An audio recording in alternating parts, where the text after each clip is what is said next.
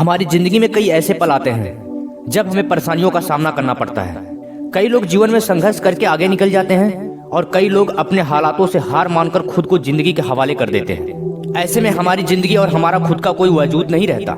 दुनिया उसी को सलाम करती है जो अपने कलम से अपनी जिंदगी खुद लिखता है। सिर्फ इंसान ही नहीं, प्राकृतिक में हर प्राणी के साथ ऐसा होता है।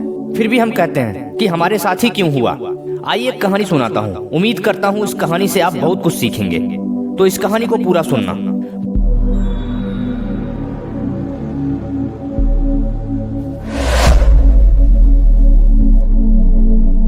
बाज पक्षी का नाम आपने सुना होगा और देखा भी होगा, जिसे हम ईगल या साइन भी कहते हैं। जिस उम्र में बाकी परिंदों के बच्चे चेंचियाना सीखते हैं, उस उम्र में एक मादा बाज अपने चूजे को पंजे में दबोचकर सबसे ऊंचा उड़ जाती है। पक्षियों की दुनिया में ऐसी कठिन और संघर्षमय ट्रेनिंग किसी और की नहीं होती। मादा बाज अपने चूजे को लेकर लगभग 12 किलोमीटर ऊपर ले जाती है, जितने ऊपर लगभग हवाई जहाज उड़ा करते हैं, और वह दूरी तय करने में मादा बाज 7 से 9 मिनट का समय लेती है। यहाँ से शुरू होता है उस नन्हे चूजे की कठिन परीक्षा। उसे अब बताया जाएगा कि तू किस लिए पैदा हुआ है, तेरी दुनिया क्या है, तेरी ऊंचाई क्या है, तेरा धर्म क्या है। और फिर मादाबाज उसे अपने पंजे से छोड़ देती है। धरती के और ऊपर से नीचे आते लगभग 2 किलोमीटर उस चूजे को आभास ही नहीं होता कि उसके साथ क्या हो रहा है।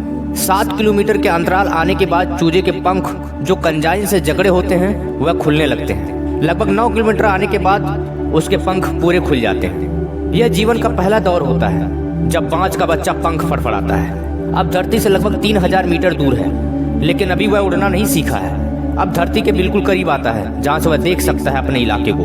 अब उसकी दूरी धरती से महज 700-800 मीटर होती है, लेकिन उसका पंख अभी इतना मजबूत नहीं हुआ है कि वो उड़ सके।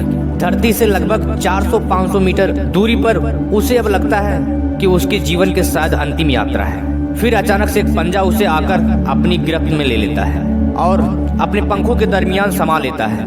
यह पंजा उसकी माँ का होता है, जो ठीक उसके ऊपर चिपक कर उड़ रही होती है, और उसकी यह ट्रेनिंग निरंतर चलती रहती है जब तक कि वह उड़ना सीख नहीं जाता। यह ट्रेनिंग एक कमांडो की तरह होती है। तब जाकर दुनिया को एक बाज मिलता है।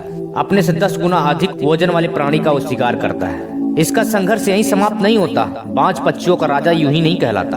अपने शानो शौकत और अभिमान के लिए वह अनंत पीड़ा सहता है। 70 साल बाज का उम्र होता है, लेकिन इसके जीवन में मोड़ तब आता है जब यह 40 साल का होता है। उम्र के इस पड़ाव में उसकी चोंच सामने से झुक जाती है और काफी लचीली भी हो जाती है, जिससे वह शिकार नहीं कर पाता।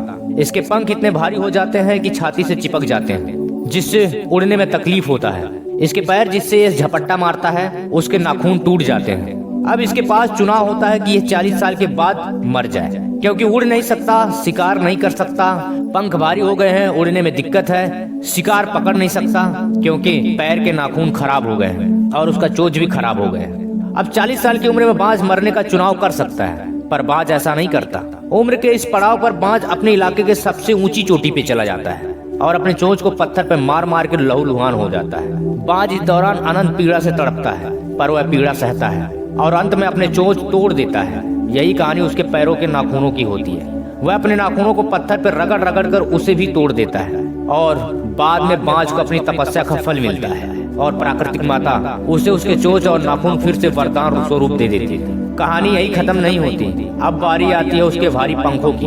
अपने नए चोंच से बाज अपने ही पंखों को नोच नोच कर जिस्म से अलग कर देता है। पीड़ा इतनी कि कोई जीव अपने प्राण त्याग दे, पर इतनी पीड़ा सहता है। बाज अपने स्वाभिमान के लिए वह सब सहता है। करीबन 6 महीने बाद उसे उसके नए पंख स्वरूप एक नया जीवन मिलता है और फिर वह अपनी बाकी की जिंदगी उसी शानो शौकत से जीता है।